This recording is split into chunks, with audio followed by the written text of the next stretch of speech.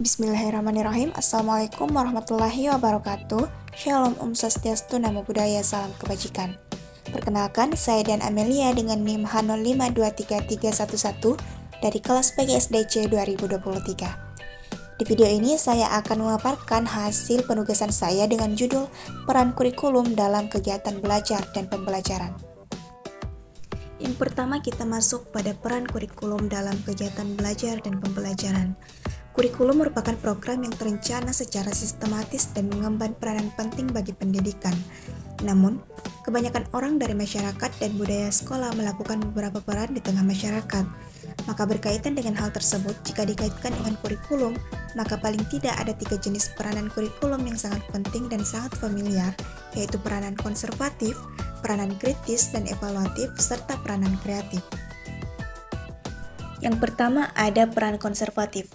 Peran konservatif kurikulum adalah upaya melestarikan berbagai nilai-nilai budaya sebagai warisan masa lalu yang dikaitkan dengan era globalisasi sebagai akibat kemajuan ilmu pengetahuan dan teknologi yang akan adanya kemudahan-kemudahan dan adanya pengaruh budaya asing yang menggerogoti budaya lokal. Yang kedua ada peran kritis dan evaluatif. Dalam hal ini, lembaga pendidikan tidak hanya mewarisi bidang ilmu pengetahuan, namun juga mewarisi kebudayaan.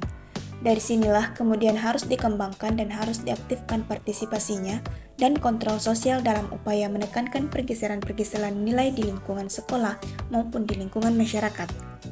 Nilai-nilai sosial dan nilai-nilai budaya yang tidak sesuai lagi dengan keadaan pada masa yang akan datang perlu dihilangkan atau minimal dimodifikasi dan dilakukan perbaikan-perbaikan sebagai wujud dari peran evaluasi kurikulum tersebut.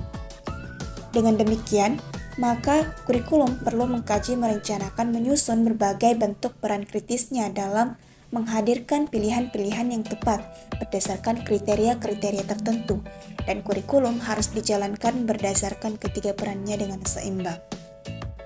Yang ketiga ada peran kreatif.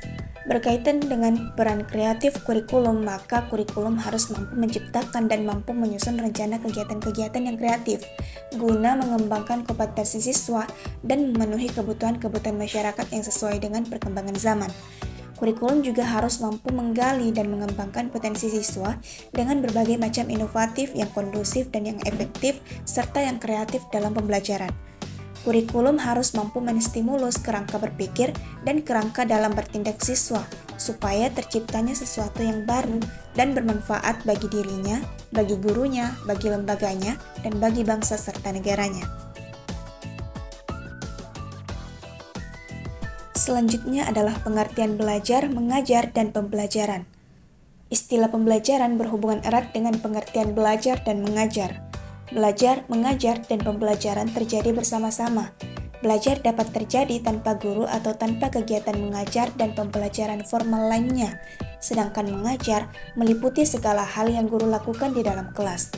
Davy dan Rohler 1989 mengatakan, apa yang dilakukan guru agar proses belajar mengajar berjalan dengan lancar, bermoral, dan membuat siswa merasa nyaman merupakan bagian dari aktivitas mengajar.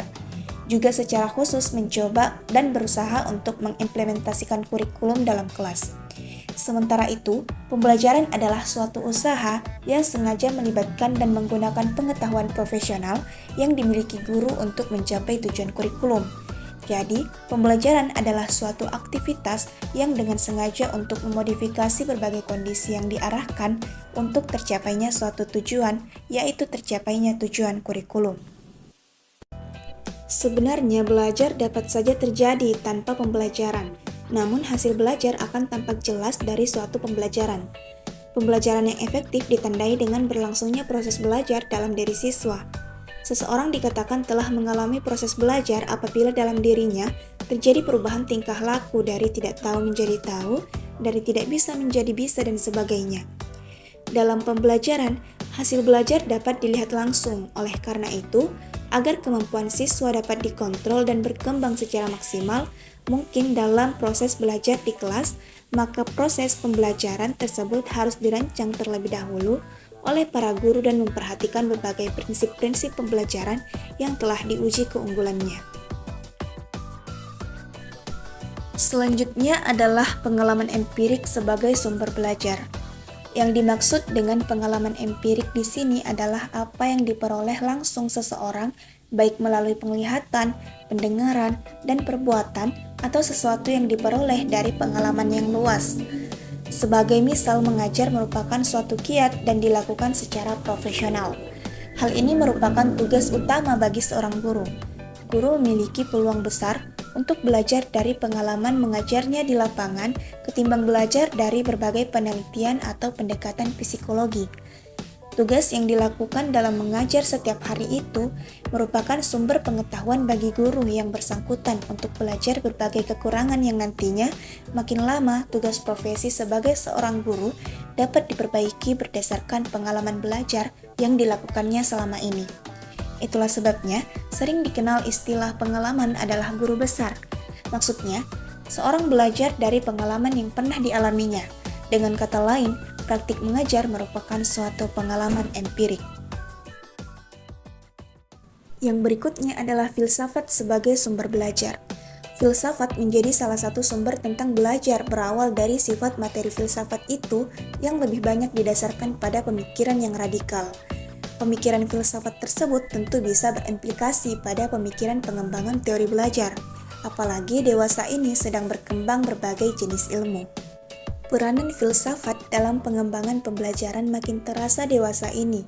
Hal ini terlihat dengan munculnya teknologi pembelajaran yang merupakan penerapan ilmu-ilmu perilaku dan ilmu-ilmu fisik serta disiplin ilmu lainnya dalam mengembangkan berbagai sumber belajar guna mendapatkan pemecahan masalah belajar.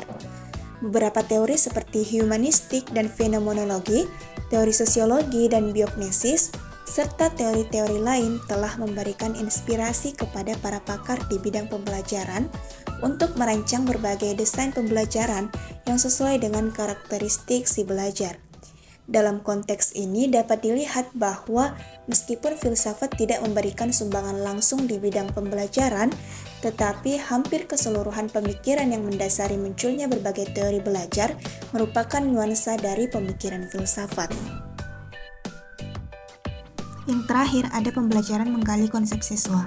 Konsep siswa dapat didefinisikan sebagai pengetahuan, pengertian, keyakinan, ekspektasi, persepsi, atau kesan mental setiap pribadi siswa terhadap dunia sekitar dimanapun dia hidup beserta fenomena yang terdapat di dalamnya. Sebagai hasil pengamatan, pengenalan, interaksi, interpretasi, dan respon setiap pribadi terhadap realitas, fakta, objek, gejala, atau fenomena, serta problema sosial yang mereka temui dan alami dalam kesehariannya. Kesimpulan yang dapat diambil adalah untuk dapat melakukan pembelajaran yang efektif, sangat diperlukan pemahaman guru atas berbagai konsep terutama menyangkut konsep belajar, pembelajaran, serta sumber-sumber pengetahuan tentang belajar. Pembelajaran akan berhasil jika guru selalu menggali pemahaman siswa tentang konsep tertentu. Proses belajar mengajar tak lepas dari peran kurikulum sebagai pedoman dalam pembelajaran. Dalam proses belajar mengajar, guru memiliki tugas untuk membimbing, mendorong, dan memberikan fasilitas belajar kepada siswa.